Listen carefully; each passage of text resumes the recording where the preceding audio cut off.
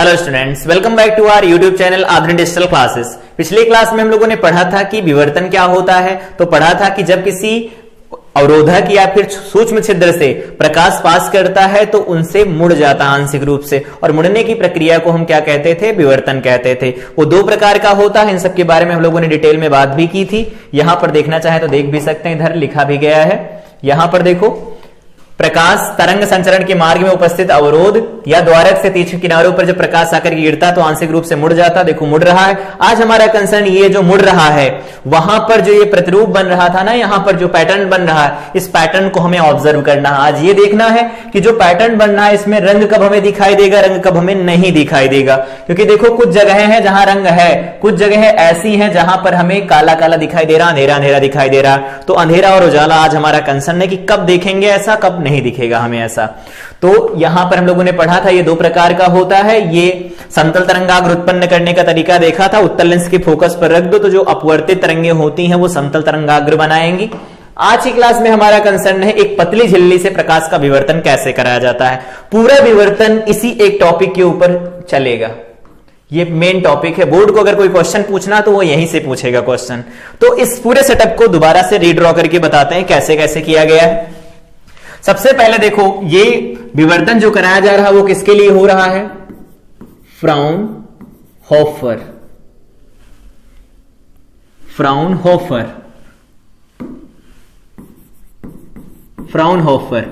ये फ्राउनहोफर विवर्तन के बारे में हम बात कर रहे हैं। तो हमें पता है कैसा तरंगाग्र चाहिए होगा, तो तरंगाग्र हमें चाहिए होगा समतल। और समतल तरंगाग्र उत्पन्न करने का तरीका हम लोगों ने पिछली क्लास में देखा था। एक उत्तल लेंस ले लो, और इस उत्तल लेंस के फोकस, यहां पर ये स्रोत जरूर है लेकिन इसका फोकस भी यही है। तो फोकस है, इसका फोकस के ऊपर यहां पर स्रोत रख दिया गया। ये क्या है? प्रकाश स्रोत है। ऐसा यहां से क्या होगा? तरंगे निकलेंगे, हम जानते हैं। इन पर जो वेव फ्रंट बनेंगे कुछ इस तरह से बनेंगे। लिखना जानते हो, बनाना भी जानते हैं। फिगर खराब ना हो, हटा देते हैं। अब क्या होगा? जब यहां से प्रकाश चलेगा, आगे की तरफ बढ़ेगा, तो क्या होगा? यहां पर जो तरंगाग्र वो तो समतल मिल रहा है, तो समतल तरंगाग्र इस स्लिट के ऊपर गिरेगा, मतलब ए और बी के ऊपर गिरेगा। इसके बीच में जो लाइन यहां पर ड्रॉ की गई, कोई लाइन नहीं है यहां पर, ध्यान रखेंगे। और ए और बी जो है वो बहुत बड़ा भी नहीं है। ए और बी को हम लिखते क्या है? तो ए से लगा करके बी तक की दूरी को लिख देते हैं। सपोज ए है, या कभी कभी ई लिखा जाता है, तो मान लेते हैं वो ए है। ए लिख दो, डी लिख दो, ई लिख दो, कुछ भी लिखना चाहे लिख सकते हैं। अब यहां से देखो, यहां से जब तरंगे जाएंगी, यहां पर गिरेंगी, तो यहां पर तरंगों के गिरने के कारण हम जानते हैं कि ए और बी के बीच में जो माध्यम के कण उपस्थित होंगे वो क्या करेंगे? प्रकाश स्रोत का काम करेंगे। और वो अगर प्रकाश स्रोत का काम करेंगी तो उनसे तरंगे निकलेंगी, और उनसे तरंगे निकलेंगी तो तरंगे इस माध्यम में आगे जब बढ़ेंगी तो वो अतिव्यापित होंगी। अतिव्यापन के पश्चात वहां पर क्या होगा? व्यतिकरण होगा। जैसे यहां पर विवर्तन हो रहा वैसे वहां व्यतिकरण हो रहा था, वो फ्रिंजें बन रही थी। आज भी वैसे ही ये सब क्या हुआ कि यहां पर आकर के प्रकाश गिरा, यहां इस किनारे पर आकर के प्रकाश गिरा, और ये चला बिना विचलन के यहां गया, बिना विचलन के यहां गया, और यहां पहुंच गया, यहां पर पहुंच गया। अब बताओ ये कि जो ये डॉटेड वाली लाइनें जा रही, ये वाले जो डॉटेड लाइनें यहां पर ओ पर पहुंच रही, क्या इन्होंने कोई पथ का अंतर तय किया, या इनके बीच कोई पथांतर है? नहीं है। तो अगर इनके बीच में कोई पथांतर नहीं है तो कलांतर भी नहीं होगा। कलांतर का मतलब कलांतर शून्य होगा, और कलांतर अगर शून्य होगा उस केस में हम क्या कह सकते हैं? जो यहां पर तीव्रता बनेगी वो अधिकतम बनेगी। याद होगा हम लोगों ने लिखा था आई मैक्स जो लिखा जाता है वो क्या लिखा जाता है? Square root over I1 plus I2, और इसका क्या लिखते थे? Whole square. और R मैक्स क्या लिखा जाता था? याद होगा, तो वो लिखते थे हम A1 प्लस A2 लिखा जाता था। ये होता था R मैक्स और ये होता था I मैक्स। फार्मूले याद होने चाहिए, ठीक है। तो यहां से जो डॉटेड वाली लाइनें जा रही है ऊपर मिल रही, यहां से जो डॉटेड लाइन गई ऊपर मिली, इसका जो पथांतर था वो 0 आया, और पथांतर की वैल्यू एक बार 0 निकल के आई तो हम ये कह सकते हैं कि यहां कलांतर शून्य होगा, और ओ पर कलांतर और पथांतर शून्य होने की स्थिति में जो परिणामी तरंग की तीव्रता होगी वो अधिकतम हो जाएगी। और परिणामी तरंग की जब तीव्रता अधिकतम होगी, इसका मतलब है वहां पर तो तीव्रता अधिकतम होती थी, उतना ज्यादा प्रकाश यहां पर संकेंद्रित नहीं होता था, लेकिन यहां पर अधिक से अधिक प्रकाश उसी एक पट्टी में रह जाता है। अभी यहां पर देखो हम लोगों ने देखा भी था एक बार दोबारा देखो, ये वाली जो पट्टी बनी, देखो चौड़ी पट्टी बनी है, तो ये चौड़ी पट्टी इसीलिए बनी कि ज्यादातर प्रकाश जो यहां से चलता है वो इस पट्टी में रह जाता, बाकी का बचा हुआ प्रकाश वापस फैलता है। तो ये यहां पर जो ये डॉटेड लाइन, इधर ये लाइन बनाई गई है ना, ये तीव्रता बता रही, तो तीव्रता सबसे ज्यादा बीच में ही है। तो वही बता रहे हैं यहां पर कि जो यहां से डॉटेड वाली लाइनें ओ पर पहुंच रही, बार बार देखो रिपीट कर रहे हैं, कंफ्यूज नहीं होना है।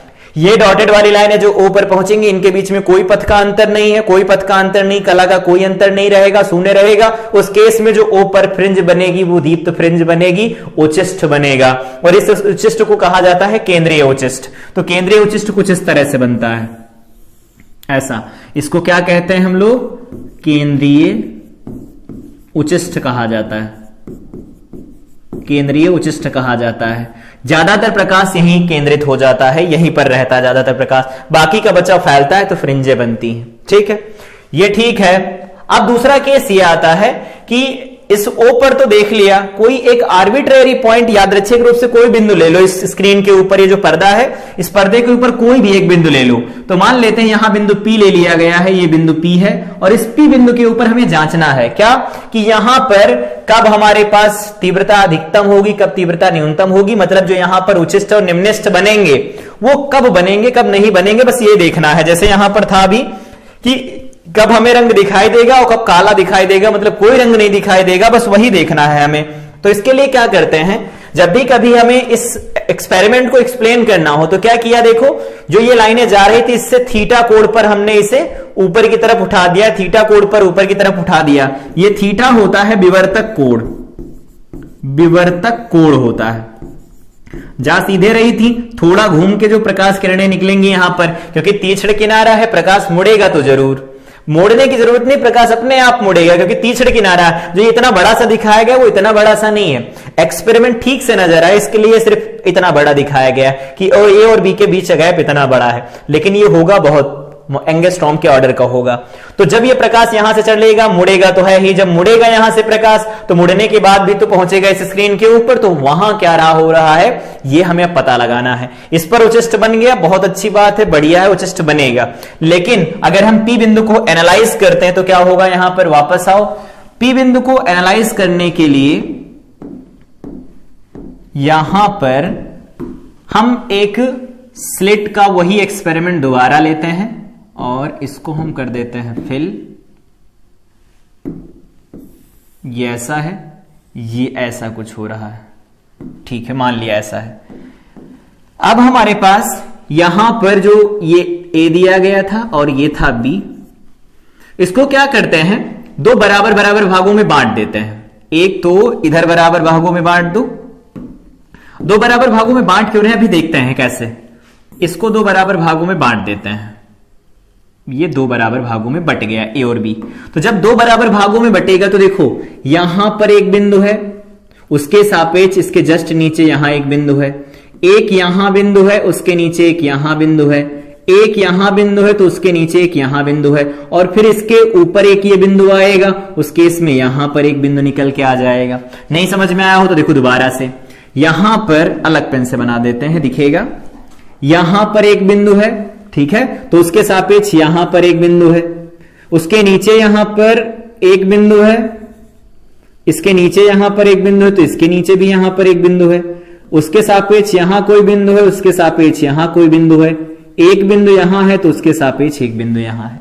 इसका मतलब है कि अगर स्लिट ए की थी तो अगर हम इसे a/2 लिख देते हैं और इसे भी a/2 लिख देते तो आधे आधे में बट गई। अब अगर आधे आधे में बटेंगी तो यहां से तरंगे तो चलेंगी, तरंगे चलेंगी। तो मान लेते हैं यहां से एक तरंग चल रही है, ठीक है, तो इस दिशा में इधर से दूसरी तरंग चल रही है, ठीक है, और अगर ये वाली तरंग चल रही है, ठीक है, इसका कलर बदल लो, मान लेते हैं कि यहां से एक तरंग चल रही है इस बार ऐसी, तो अगर ये तरंग चलेगी तो उसके सापेक्ष ये तरंग चल रही होगी।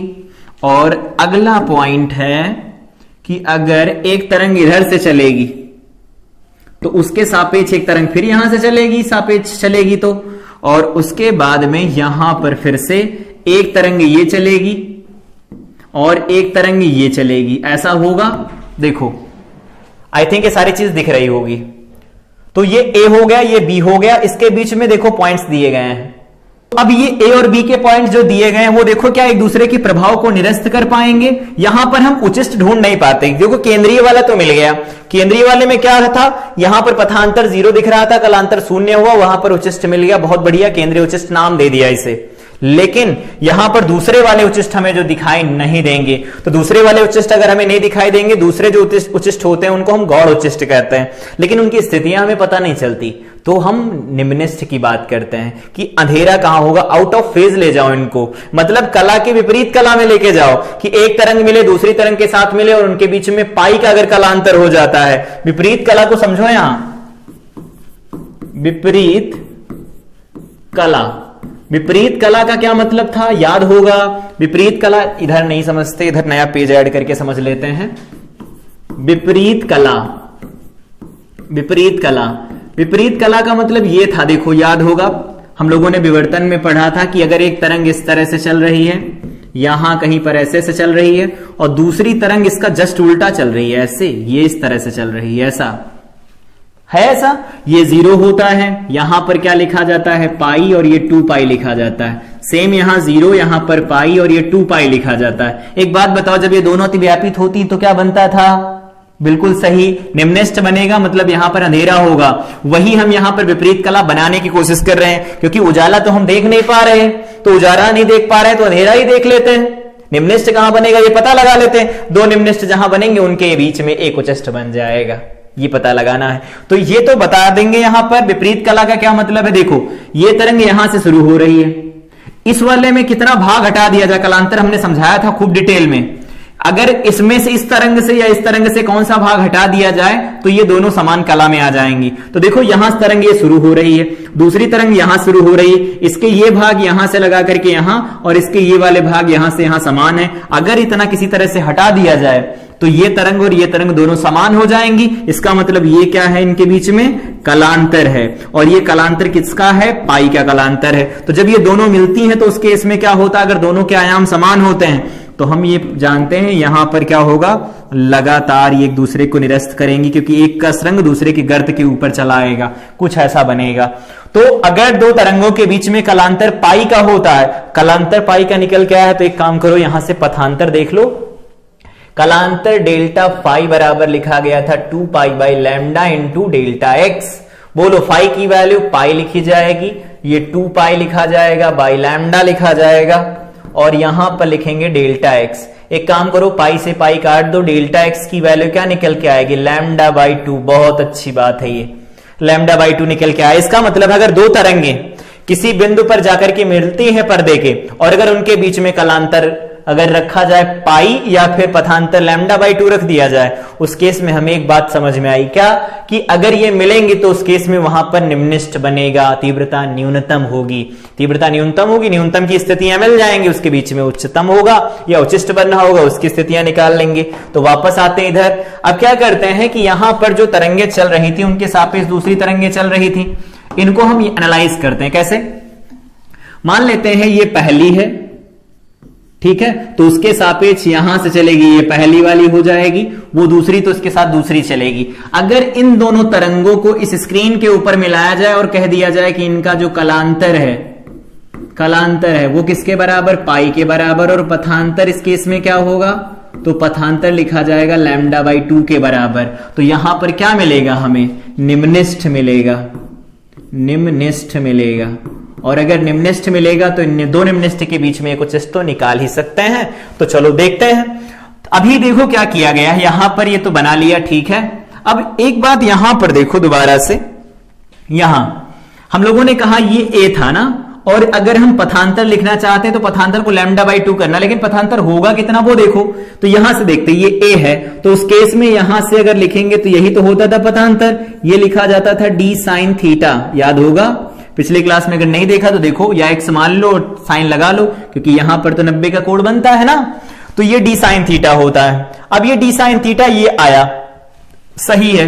और अगर यहां से कोई लाइन खींच दी जाए, यहां से कोई लाइन खींच दी जाए और ये लंब देखा जाए, तो अगर ये डी साइन थीटा होगा तो इसको भी लगभग हम डी साइन थीटा लिख सकते हैं, क्योंकि थीटा तो बहुत छोटा है ही, और ये दूरी भी एंगस्ट्रॉम के ऑर्डर की लिखी गई है, तो एंगस्ट्रॉम के ऑर्डर की लिखी जाएगी, जो बहुत छोटी दूरी होगी तो उस केस में भी हम क्या लिख सकते हैं कि जो यहां पर दूरी होगी और ये दूरियां होंगी बराबर बराबर आएंगी। मतलब यहां देखो, अगर हम बात करते हैं इस वाले केस में यहां से यहां इधर की तरफ, तो अगर ये हमारे पास निकल के आएगा, ये क्या होगा, टोटल यहां से यहां तक क्या है, ए है, तो ये बन जाएगा ए साइन थीटा, क्योंकि इधर जो कोण बनेगा वो थीटा बनेगा, तो ए साइन थीटा, तो सब एक साइन थीटा हो जाएंगे, ऐसा मान लेते हैं। तो एक नंबर की ये और एक नंबर की ये, इन दोनों के बीच में जो यहां पर पथांतर बनेगा, फिगर वाला पथांतर, वो तो बनेगा ही।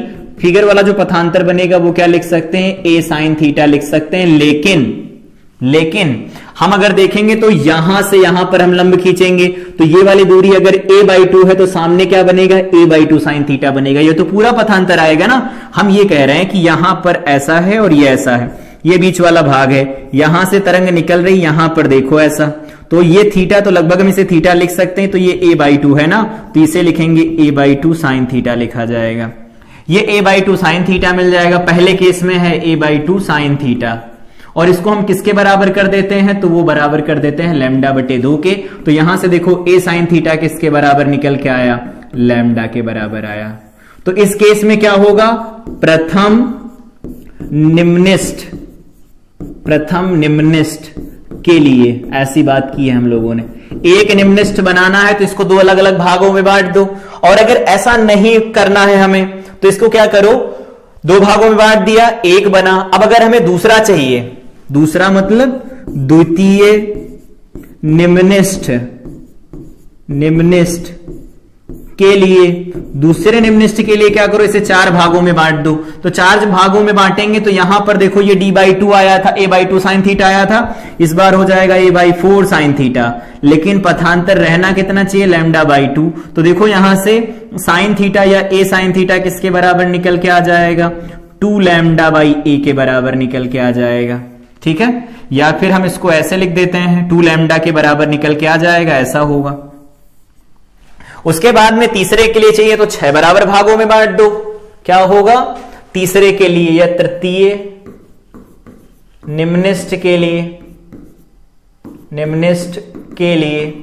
तृतीय निम्निष्ठ की अगर बात की जाएगी तो यहां लिखोगे a/6 साइन थीटा किसके बराबर होगा, λ/2 के। तो यहां से a साइन थीटा क्या लिखा जाएगा, 3λ, ठीक है, 3λ के बराबर हो जाएगा।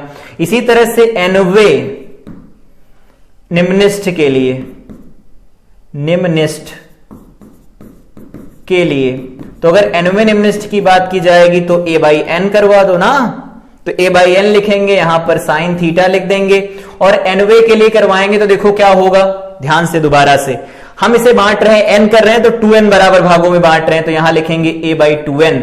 यहां पर देखो पहला चाहिए, दूसरा चाहिए था, तो यहां पर 2 × 2 किया गया था, तो यहां पर लिखेंगे साइन थीटा = λ/2 बनेगा। तो a साइन थीटा किसके बराबर आएगा, n λ के बराबर निकल के आएगा। आई थिंक ये चीज समझ आई होगी, बहुत अच्छी बात है। अगर ये a साइन थीटा के बराबर निकल के आया तो वापस अपने बड़े से इस फिगर में आओ, और यहां पर एक बेसिक ज्योमेट्री जो लग रही है उसे देखो। अगर ये थीटा बना है तो यहां से अगर एक लाइन ड्रॉ की जाती है इस P के ऊपर, याद होगा विवर्तन में, व्यतिकरण में पढ़ा था, ये भी थीटा ही हो जाता है। तो अगर थीटा की वैल्यू लिखते हैं, थीटा बहुत छोटा, तो tan थीटा के बराबर लिख सकते हैं, और अगर हम इसे y लिख देते हैं तो यहां से यहां तक की दूरी तो d होती है, तो यहां से tan थीटा बनेगा y/d, लंब बटा आधार, तो y/d बनेगा। यहां पर वापस आओ, पुट कर दो, तो यहां से हम लिखेंगे इधर नए पेज पर, ये तो पढ़ लिया था, इधर नए पेज पर लिखते हैं इधर, या यहीं पर बात कर लेते हैं। ये हमारे पास निकल के आया है nवे के लिए ना, तो nवे के लिए लिखेंगे तो a यहां पर लिख देते हैं y/में कैपिटल D = में बन जाएगा nλ।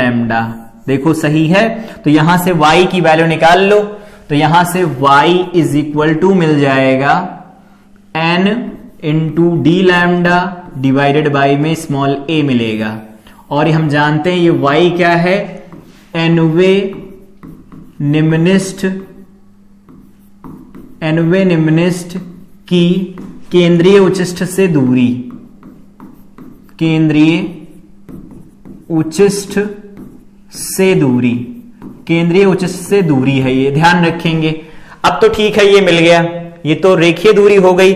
थीटा निकालना हो तो थीटा भी निकाल सकते हैं, तो sine theta n lambda by a निकल के आया है। यहां लिखो sine theta is equal to n lambda by a निकल के आया है। तो ये एनवे के लिए थीटा है ना, तो थीटा की स्थिति लिखनी हो तो कुछ इस तरह से लिख सकते हैं। अगर बात किया जाए जो यहां पर केंद्रीय उचिष्ठ जो बना है, केंद्रीय उचिष्ठ की कोणीय चौड़ाई अगर बात करें तो वो यहां ऊपर से दिख रही होगी, कितनी निकल के आएगी, 2 थीटा के बराबर लिखेंगे। थीटा को साइन थीटा को थीटा लिख देंगे, तो इस केस में इसे क्या लिखेंगे, 2 लैम्डा बाई ए लिखा जाएगा। ये हमारे पास रिजल्ट निकल के आएगा। आई थिंक समझ में आ रहा होगा। और अगर बात किया जाए यहां से दूसरा पॉइंट की केंद्रीय उचिष्ठ की रेखीय चौड़ाई, ये भी कभी कभी पूछा जाता है ना, तो रेखीय चौड़ाई देखो क्या आएगी, रेखीय चौड़ाई क्या निकल के आएगी। तो यहां पर हम लोगों ने अभी पढ़ा y का फार्मूला क्या निकल के आया है, देखो एक बार इधर, तो y निकल के आया है N D lambda by D. तो इसे ऐसे लिखो, n की वैल्यू तो हम 1 ही रख देंगे क्योंकि निम्निष्ठ मिल चुका होगा। यहां देखो ये वाला मिलेगा हमें निम्निष्ठ, तो यहां से लगा करके यहां तक के बीच की जो दूरी होगी वही तो लिखना है। तो पहला निम्निष्ठ दोनों साइड मिलेगा, उसकी दूरी हमें चाहिए। तो यहां पर लिख देते हैं ये एन डी लैम्डा बाई ए बनेगा, और ये हमारे पास एक तरफ का निकल के आएगा, ये एक तरफ का होगा। तो यहां पर अगर हम 2 से मल्टीप्लाई करा देते हैं तो लिखा जाएगा 2 डी लैम्डा, डिवाइडेड बाई में क्या लिख सकते हैं बोलो, तो डिवाइडेड बाई में लिखा जाएगा यहां पर a, और ये क्या हो जाएगी, रेखीय चौड़ाई हो जाएगी। तो ये है रेखीय चौड़ाई, रेखीय चौड़ाई। इसको एक टर्म में और रिलेट करके लिखा जाता, अगर लिखना चाहें तो लिख सकते हैं। ये तो ये रिजल्ट निकल के आया। यदि एक पॉइंट यहां और लिख लो, यदि फोकसन लेंस की फोकस दूरी f है, तो वहां पर क्या लिख सकते हैं, ये वैल्यू ये बराबर लिखी जाएगी 2f लैम्डा डिवाइडेड बाई में a लिखा जाएगा। ध्यान रखेंगे जब कभी फोकसन लेंस की फोकस दूरी दे रखी हो तब के लिए फार्मूला लगाएंगे, अदरवाइज ये लगाएंगे और ये लगा सकते हैं। अभी हमारा कंसर्न क्या है, एनवी जो भी होगा उसकी कोणीय स्थिति इस तरह से निकाली जाती है। तो ये किसके लिए है, अदीप्त या फिर निम्निष्ठ के लिए है, निम्निष्ठ के लिए। कैसे लिखा जाएगा, निम्निष्ठ के लिए। उच्चिष्ठ के लिए क्या होगा, तो निकालना शुरू करो एक एक करके। क्या लिखेंगे, अगर थीटा की वैल्यू बहुत छोटी कर ली जाए तो यहां पर देखो, अगर हम बात करते हैं ऐसा, यहां पर O है जो बीच वाला बिंदु था, पहला यहां कहीं पर मिलेगा तो कुछ इस तरह से ऐसा होगा, फिर ऐसा होगा, ऐसा होगा, ऐसे चलता चला जाएगा। यहां पर ऐसा होगा, ऐसा होगा, ऐसा होगा, इस तरह से चलता चला जाएगा। तीव्रता घटती है ना, बहुत तेजी से घटती चली जाएगी। तो ये हमें पहला मिला, वो क्या मिलेगा, 1 रखो ना वहां, तो क्या लिखेंगे, लैम्डा बाई ए लिखेंगे। यहां क्या लिखेंगे, 2 लैम्डा बाई ए लिखेंगे। यहां क्या लिखेंगे, माइनस लैम्डा बाई ए लिखेंगे। यहां क्या लिखेंगे, 2 लैम्डा बाई ए लिखेंगे माइनस चिन्ह के साथ। उसके बाद अगला क्या मिलेगा हमें, 3 लैम्डा बाई ए मिल जाएगा। और यहां पर क्या मिलेगा, तो इस केस में लिख सकते हैं -3 लैम्डा बाई ए मिलेगा। निम्निष्ठ की स्थितियां पता कर ली, उचिष्ठ अब इन्हीं के बीच में होगा। देखो कैसे, तो यहां पर जो पॉइंट निकल के आएगा वो क्या होगा, ये लिखा जाएगा lambda by A plus 2 lambda by A divided by में 2 लिखा जाएगा। क्या लिखेंगे ऊपर, 3 लैम्डा डिवाइडेड बाई में 2a बनेगा। ठीक है, तो इधर वाला क्या बन जाएगा, 3 और 2 5, ये बन जाएगा 5 लैम्डा डिवाइडेड बाई में 2a। और इसी तरह से इधर देखो क्या बनेगा, ये माइनस में बनेगा 3 लैम्डा डिवाइडेड बाई में 2a, और ये बन जाएगा माइनस में 5 लैम्डा डिवाइडेड बाई में 2a बनेगा। ऐसा बनता चला जाएगा। अब हमें देखो क्या है, यहां पर जो मिल रहा है ये फर्स्ट, तो इसे कहा जाता है प्रथम गौड़ उचिष्ठ। देखो उचिष्ठ की स्थिति हम लोगों ने नहीं निकाली है, उचिष्ठ मिला है हमें। क्यों, क्योंकि हमने निम्निष्ठ की स्थितियां पता कर ली, उन्हीं के बीच में तो आएंगे। अगर ऐसा नहीं करना है तो एक और तरीका इसे करने का, क्या करो, जो भी स्लिट है उस स्लिट को ऑड में डिवाइड कर दो। जैसे अभी 2 दूसरा बनाना होता 4 में करते, तीसरा 6 में करते हैं। अब एक काम करो, जैसे मान लेते हैं 7 में बना दिया तो 3 3 का जो जोड़ा बनेगा 6 तो कैंसिल हो जाएंगे, जो 1 बनेगा उसकी वजह से वहां फ्रिंज बनने शुरू हो जाएगी। तो वैसा नहीं करते, हम इस तरह से भी कर लेते हैं, जल्दी होता है। प्रथम गौड़ उचिष्ट हो गया, इसे कहते हैं द्वितीय गौड़ उचिष्ट हो जाएगा, ये द्वितीय गौड़ उचिष्ट हो जाता है। और यहां पर ये प्रथम, ये द्वितीय हो जाता, दोनों तरफ बनते हैं ना, ये तीव्रता का इनका ग्राफ होता है। अभी इसका डिटेल और समझेंगे, लेकिन अभी हमें ये बनाना था कि अगर यहां पर लिखा जाए साइन थीटा एन बराबर, तो एन की जगह क्या लिखा जा सकता है, ये देखो क्या लिखा है, ऑड, ये ऐसा लिखा है। तो एक काम करो, इसे लिख दो 2n + 1 into lambda divided by में a लिख सकते हैं। एक बार चेक करो क्या ऐसा हो सकता है, बिल्कुल हो सकता है। हमें पहला निकालना, तो पहले के लिए 1 रखेंगे, तो देखो 1 रखोगे क्या मिलेगा, 1 रखेंगे 2 और ये 3 मिलेगा, 3 लैम्डा बाई a मिल जाएगा, और यहां पर रखो 2, ऐसा। ये हमारे पास क्या हो जाएगी, केंद्रीय उचिष्ट से nवे गौड़ उचिष्ट की दूरी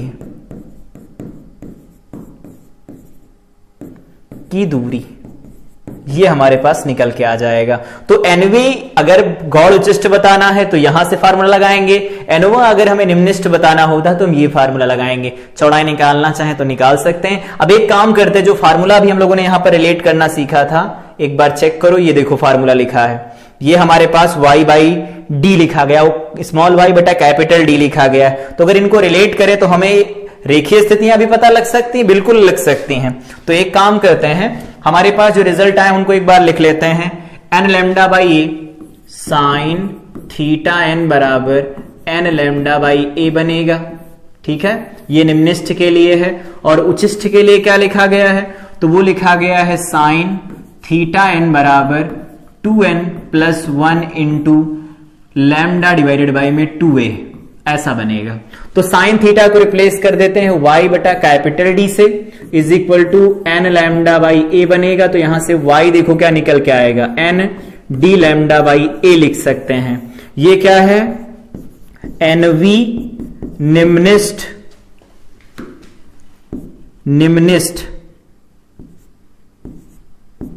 एनवी निम्निष्ठ की ओ से दूरी,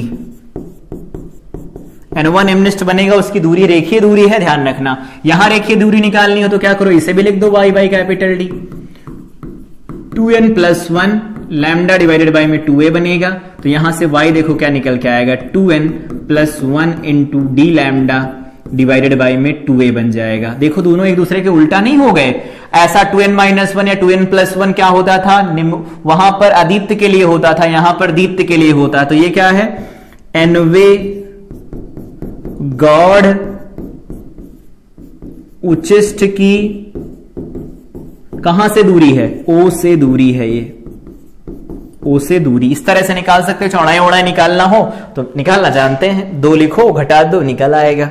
तो जो भी निकालना हो इन दोनों फार्मूलों से निकाल सकते हैं। ये रेखीय स्थितियां होती हैं, और यहां पर जो दोनों लिखी गई हैं ये वाली, और ये कोणीय स्थितियां होती हैं। तो कब कोण दिया गया हो तो कोण के साथ डील कर लो, दूरी दे रखी हो तो दूरी के साथ डील कर सकते हैं। तो इस तरह से कोई भी अगर हमें दिया गया हो, इस तरह का सेटअप कोई दिया गया हो और विवर्तन प्रतिरूप बताना हो, याद होगा पिछली क्लास में हमारा कंसर्न क्या था, ये था कि जो पट्टियां बन रही कब उजाला होगा कब अंधेरा होगा। आई थिंक ये समझ में आया होगा, कब उजाला होगा कब अंधेरा होगा, ये होता है ऐसा। तो हम लोगों ने इसको समझ लिया, उजाला कब होगा अंधेरा कब होगा। यहां पर जो तरंगे चलती हैं हम उन्हें आउट ऑफ फेज मिला देते हैं, मतलब उनके बीच का कालांतर पाई रखते हैं या पथांतर λ/2 रखते हैं, वहां पर निम्निष्ठ बना लेते हैं। 2 निम्निष्ठ के बीच में कुछ होगा, ये हम लोग कंसीडर करके चलते हैं और वैल्यू निकाल लेते हैं, आंसर आ जाता है। अगर ऐसा नहीं करना है तो लॉन्ग डेरिवेशन कर लो, क्या ऑड में डिवाइड कर लो, विषम संख्या में डिवाइड कर लो, तो जो सम होंगे वो निरस्त हो जाएंगे, जो एक पेयर बचेगा मतलब एक जो बचेगा वो जाएगा और विवर्तन का प्रतिरूप दिखाएगा, और विवर्तन के प्रतिरूप को हम कैलकुलेट कर पाएंगे। तो आई थिंक ये सारी चीज समझ में आई होगी कि एनवा उचिष्ट कहां मिलेगा, एनवा निम्निष्ठ कहां मिलेगा, और केंद्रीय उचिष्ट कहां मिलेगा, और केंद्रीय निम्निष्ठ कहां मिलेगा। ये सारी बातें यहां से निकल के आती। तो ये क्लास थी जिसमें हम लोगों ने इस पूरे सेटअप के बारे में बात की। ये सेटअप इंपॉर्टेंट क्यों है उसके बारे में आई थिंक सारी चीज पता चली होगी कि जब भी कभी हमें ऐसा कोई सेटअप दिखे और सारी चीजों को कैलकुलेट करना हो तो सबसे पहले क्या करो, उस केंद्रीय उचिष्ट को ढूंढो जिसके साथ पथांतर या कलांतर 0 आ रहा है। और ऐसा होगा जब तो उस केस में कैलकुलेशन करने की कोई नीड नहीं है, उसमें डायरेक्ट लिख सकते कि वहां पर हाँ उच्चिष्ट ही बन रहा होगा या दीप्त फ्रिंज ही बन रही होगी। अदीप्त जहां बन रहा होगा उसकी कंडीशन यहां पर हम लोगों ने पढ़ी। यहां पर देखो अलग से कि ये और ये दोनों मिल रही हैं तो क्या होता है, निलस्त हो जाती हैं और यहां पर तीव्रता 0 होती, कालांतर पाई तो पथांतर λ/2 होता। इसी का कॉन्सेप्ट लगा करके यहां पर हम लोगों ने सॉल्व करना शुरू किया, निकाल लिया। कोणीय स्थितियां यहां पर कैलकुलेट कर ली हम लोगों ने और यहां पर उसकी रेखीय स्थितियां कहां होंगी उनकी वैल्यू यहां से निकाल सकते हैं। तो ये क्लास थी जिसमें हम लोगों ने इन सारी चीजों के बारे में बात किया। बोर्ड के पॉइंट ऑफ व्यू से अगर कोई क्वेश्चन बनता है तो वो यहीं से बनेगा, इसीलिए जितने भी फार्मूले आज निकले हैं उन सबको याद रखना है, कंफ्यूज नहीं होना है। वहां पर 2n-1 था, यहां पर 2n+1 है, वहां पर 2n+1 लिख सकते हैं, लेकिन जो भी निकालना होगा अगर रखेंगे वैल्यू तो उससे एक ज्यादा रखनी पड़ेगी। जैसे 5वीं चाहिए तो 6 रखो उसके अंदर, और अगर चौथी चाहिए तो 5 रखो उसके अंदर, तो फार्मूला ठीक ठीक निकल के आता है। कंफ्यूजन मत रखो, वहां 2n-1 यहां 2n+1 चलेगा, ये सही है। और इस तरह से हम फ्राउनहोफर डिफ्रैक्शन का सिंगल स्लिट डिफ्रैक्शन पढ़ सकते, कुछ इस तरह से निकाला जाता है। आई थिंक सारे फार्मूले समझ में आए होंगे। तो इस क्लास को तब तक रिवाइज करें, मिलेंगे अगली क्लास में ध्रुवण के साथ। ध्रुवण के बारे में पढ़ेंगे क्योंकि बोर्ड ने इस बार ध्रुवण को रखा है, और अपवर्तन द्वारा ध्रुवण कैसे कराया जाता है, पोलराइजर क्या होते हैं, उसके उपयोग क्या होते हैं, इन सब के बारे में बात करेंगे। तो तब तक के लिए इस क्लास को रिवाइज करें, मिलते हैं अगली क्लास में। Till then I wish you all the best.